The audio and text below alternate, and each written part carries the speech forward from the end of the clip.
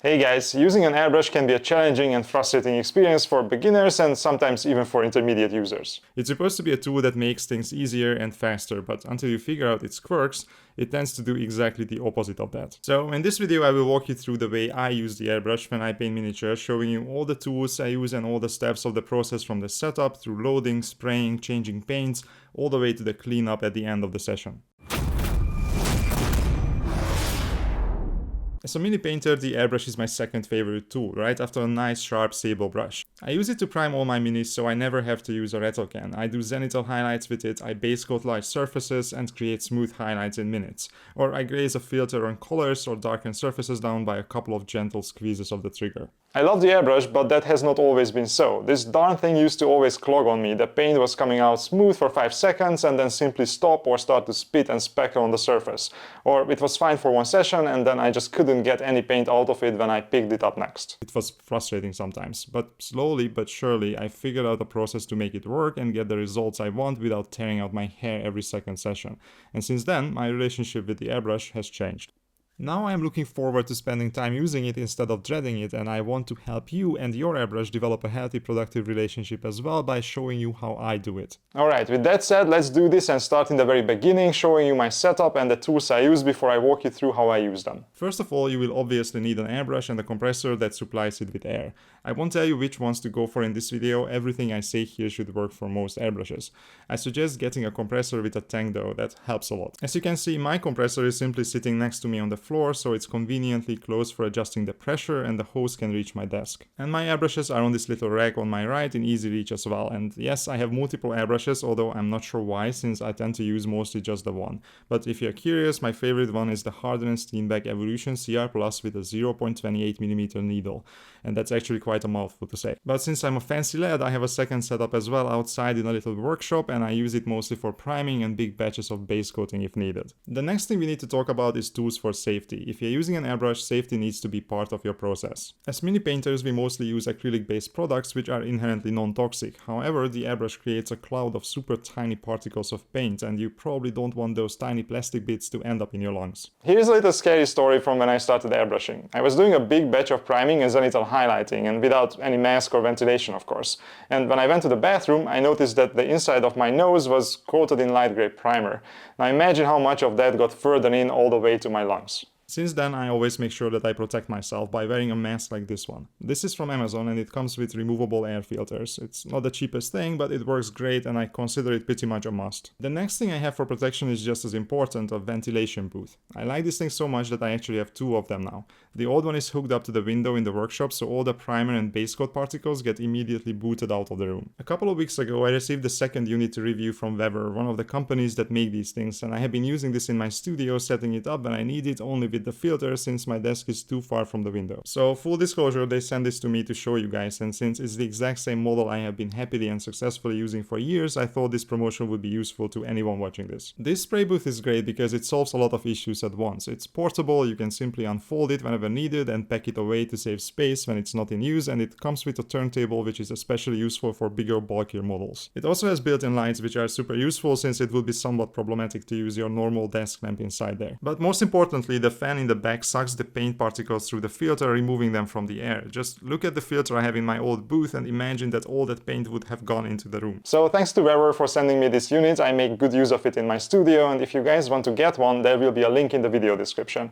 Using it will give a little kickback to me supporting the channel directly, and at the same time it will give a 5% discount to you, so I would appreciate it if you use that one. Moving on, I have 2 more things I use regularly as part of my setup. This cleaning pot, which is another absolute must in my opinion, you will see later why, and this little squirt bottle which you can probably do without, but it's a nice quality of life thing. Oh, and some folded sheets of paper towels, but any painter should have that on their desk at all times anyway. And that's it, that's all the tools I regularly use for airbrushing, excluding all the products like paints and thinners of course, but I will mention those in a second. So let's start the actual process now. I begin by starting my compressor and I let it run until it fills the tank completely. I use the time to put on my mask, turn on the airbrush booth and check if I have everything else I need. The squirty bottle is on hand and filled with regular tap water. I have all the paints I want to use and a bottle of airbrush thinner and airbrush cleaner sitting close by. I don't really touch the pressure at this point. I usually have it set to around 30 psi and I don't really mess with it until I figure out what I need later. When the compressor did its thing, I squirt a little water into the airbrush and I shoot it at the paper towel. This is only to test if everything is working properly. If for for whatever reason the airbrush is clogged, you don't want to start by putting paint in it. This is only a little precaution I developed due to bad experiences in the past. Better safe than sorry. Alright, the airbrush is ready, it's time to load the paint, and this is one of those divisive steps where people tend to do things very differently.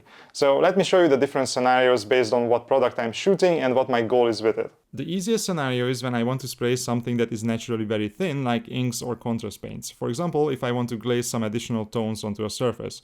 These things are already thin enough to shoot directly without adding anything, so easy peasy. Most things have a pipette that I can use to add a couple of drops into the cup directly, and if not, then they are in dropper bottles, in which case it's even easier. Except when you are using Citadel contrast paints. The Citadel guys have some serious fixation on terrible pot designs, so for those I bought a big batch of disposable pipettes. It's annoying and wasteful, but what can you do? If I want to spray actual acrylic paint that has thicker consistency, things become a little more complicated. In this case, I tend to go about it in one of two ways, but I always start by adding a little thinner in the cup of the airbrush. How much depends on how big the surface I want to cover is, but for a single or a couple of minis I only add a tiny amount. I know that people want to hear exact amount of drops, but I've never counted drops, I simply go by eyeballing it.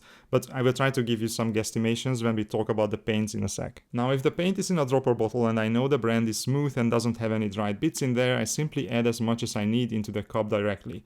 I squeeze the paint onto the side of the cup and use an old brush to mix it with the thinner that is already in there. If the paint is not in dropper bottles, I put it on a wet palette, scoop it up with an old moist brush, and I put it into the cup just like before. And I know that a lot of people like to mix the paint in little cups to be the perfect consistency and only load it into the brush then, but I never found that method particularly useful and I don't use it.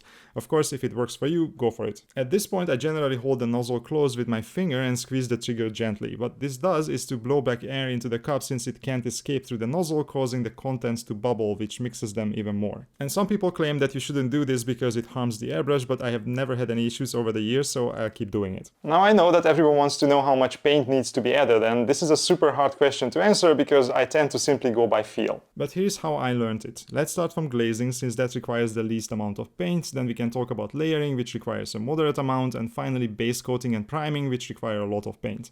And I will use the paper towel to demonstrate what we have in the cup. And you saw how much thinner I added into the airbrush, right? So if I add a tiny amount of paint with the brush and try it on the paper towel, you can see that the result is a very thin glaze. If I had to guess, I would say that this is about 1 drop of paint in 10 drops of thinner, but that is just a guesstimation. I can use this mix to add some tones to a surface, for example, with multiple layers, but it won't cover much. But I won't have any issues getting this out of the nozzle, and when I use this, I tend to lower the pressure on the compressor to something like 20 psi or even a bit lower. But lately I have installed this nifty little pressure regulator on my hose, so I can leave the compressor on a constant 30 psi, and then I just turn the pressure up or down right under the airbrush. It's only a couple of bucks, but it's super convenient. And the reason I turn down the pressure when I spray thin, very liquid stuff is because with very high pressure I could blow the paint around on the surface, creating spider webbing, or cause the paint to run, creating ugly texture. Low pressure and small bursts are the way to go here. I hold down the trigger constantly, blasting air on the surface, and make small movements, pulling the trigger only for split seconds, right up to the point where it releases a burst, and then I let go immediately. This way I spray a very thin layer on the surface, which is immediately dried by the air coming from the airbrush before I send the next burst out. Now if I add more paint with the brush, things are getting slightly thicker and the spray on the paper towel becomes much more red. It's still quite liquid and it comes out of the airbrush smoothly, but it covers more. However, if I wanted to use this to base coat something, I would struggle to get full coverage. Let's say that this is about 2 or 3 drops of paint in 10 drops of thinner, for those of you who really like the numbers. Just take it with a grain of salt. This is the consistency that I use for layering/highlighting, and I tend to use 20-25 psi for this kind of work. Small and controlled bursts are still the way to go, using multiple thin layers over each other. I might still create spiderwebs with this if I'm not careful, but I can get away with longer and bolder bursts. If I add even more paint into the cup, the consistency starts to become noticeably thicker. If you have ever seen airbrush paint, or for example the very liquid green stuff world paints, what you get right out of the bottle is what you are going for here. Depending on what needle you are operating with, you might get some issues at this point. If you see that the paint starts to produce tiny speckles on the edges of the burst, it dries on the tip of the needle, or in the worst case scenario it won't even come out, then that means you went too thick. The smaller the needle in the airbrush, the more precise you can be with it, but the less it can deal with thick paint. The 0.28 needle in the Evolution can handle this thickness, but a smaller needle might struggle. The cheap 0.4mm airbrush I use for priming just laughs at this consistency. It can handle much thicker than this. If your airbrush struggles with the consistency you are trying to shoot through it, you can try increasing the pressure, but I find that it is a better solution to add a couple of extra drops of thinner instead. But this consistency is what I use for base coating and also for priming at the usual 30 psi pressure. With this I can spray in longer continuous bursts without any issues, and only a couple of solid layers should get full coverage. If you have trouble hitting the right consistency, I would suggest adding paint bit by bit, testing it on the paper towel and adding more until you get the thickness that works. If you overshoot the paint amount, just add a little extra thinner to get back on track. Once you go through this process a few or a lot of times, you should develop a feel for consistency. Alright, so let's say I managed to spray on a color and everything is fine, but now I need to change to another one. What do I do? First of all, I remove the paint from the cup. If there is a lot left, I tend to just empty the excess into the water in my painting mug. Then I squirt water into the cup and empty it into the water again. I repeat this a couple of times before I stick the end of the airbrush into the cleaning pot and hold down the trigger until all the liquid empties into the container. I do this a couple more times, blowing back some air by holding the end of the nozzle again in between emptying the water. Usually by the time I repeat this 2 or 3 times, the water coming out of the airbrush is clean of any paint. You can test it on a paper towel again. At this point, I simply load the next paint by first adding some thinner and then adding the paint just like I did before. This might seem like a very annoying sequence to do every time you need to change paint, but it's much faster and easier than it seems, and it quickly becomes routine. And it is absolutely necessary in my experience. If you don't rinse everything out after every paint, the little remaining bits tend to add up, causing clogging and all kinds of other issues. So a little inconvenience between paints prevents you from having a lot of issues later on. Okay, let's say I'm done painting. Now what do I do? Well, I basically repeat the same process again, but now I'm even more thorough if possible, plus I do a couple of additional steps. Once I'm done with the usual cleaning, I remove the needle, which is usually pretty easy actually, and I wipe it clean on a paper towel. I do this gently, I don't want to bend the needle or something like that. At the end of the little knob holding in the needle, there is usually a little cone-like opening which guides the needle back in, so don't remove that completely when you take the needle out, just loosen it, and now you can use it to easily replace the needle without worrying about where it goes. Like with everything that has to do with the airbrush, just do things gently and slowly. Don't do anything with a lot of force or too fast, and you and your airbrush will be fine. Finally, I squirt a generous amount of airbrush cleaner into the cup of the airbrush. I let it bubble again, and then I spray it out completely into the cleaning cup.